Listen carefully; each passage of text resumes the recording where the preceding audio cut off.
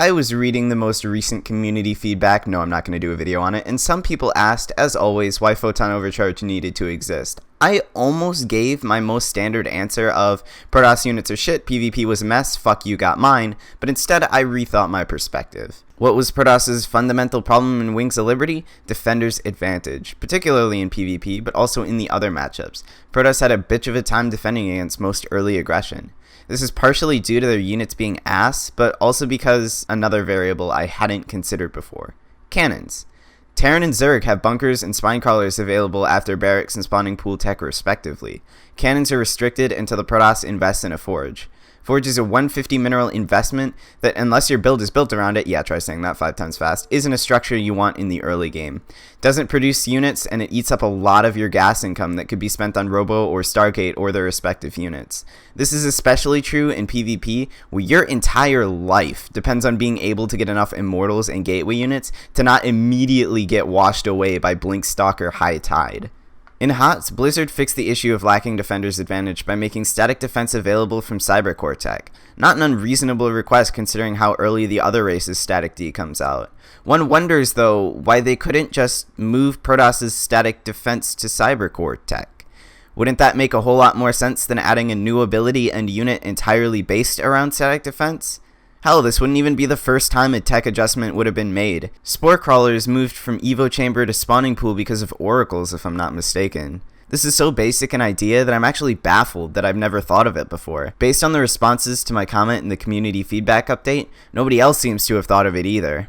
I'm gonna go on a tangent really quickly to point out that this is extremely symptomatic of a terrible mentality that seemingly a lot of people have. When something's wrong with the game, when a design decision is made that people don't agree with, the problem is that unit or that ability. There's never a single thought put into how you'd solve the problem if that unit or ability was gone, how you'd fix the fundamental problem that that unit or ability was meant to solve. It's tunnel vision all day because fuck the mothership core, am I right guys? So what impacts would this have on the game? Well, it would be really good for Protoss gateway openers in PvZ, overall a buff in PvP Defender's advantage, and a decent buff against early game Terran harass like Widowmine's Banshees and large scale Hellion drop/run-bys. The difference being, though, that cannons are actually an investment and aren't very useful outside of being static defense, unlike the mothership core.